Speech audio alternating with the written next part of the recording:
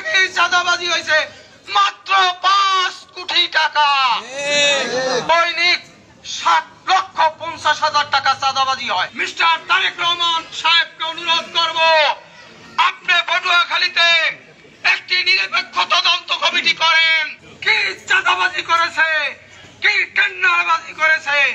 জনাব আলতাফ হোসেন চৌধুরীর যারা সাপোর্টার আমরা ছিলাম, আমরা বাস স্ট্যান্ড দখল করতে যাই নাই, চক্ষু হাসপাতাল দখল করতে যাই নাই, সদরঘাট দখল করতে যাই নাই, লাউকানির খেলা দখল করে এক মহিলা নেত্রী এক রাত্রি কামাই করছেন 10 লক্ষ টাকা। দখলদারিত্ব কিভাবে হয়েছে?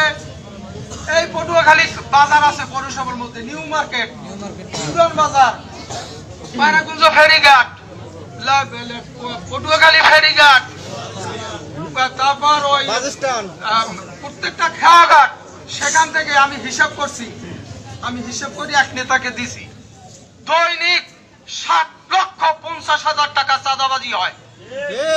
7,50,000 টাকা।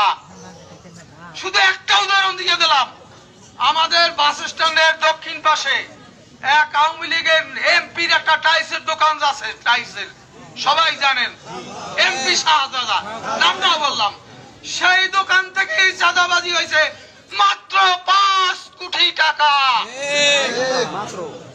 সেই চাঁদাবাজি কিন্তু আলতাফ হোসেন চৌধুরী কোন নেতা কর্মী করে নাই।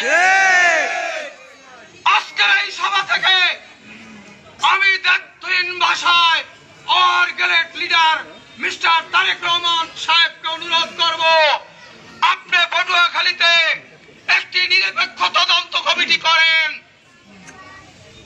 সেই তদন্ত কমিটিতে আজকে এই পটুয়াখালীর তথাকথিত বিএনপির নেতারা কি চাঁদাবাজি করেছে, কি টেন্ডারবাজি করেছে। আর যদি আমার নেতা, প্রিয় নেতা আজকে সবার প্রধান অতিথি জনাব আলতাফ হোসেন চৌধুরীর কোন নেতা কর্মী পটুয়াখালীতে দূরের কথা, বাংলাদেশের কোথাও যদি কোনো চাঁদাবাজি করে, তাহলে আমরা রাজনীতি করব না।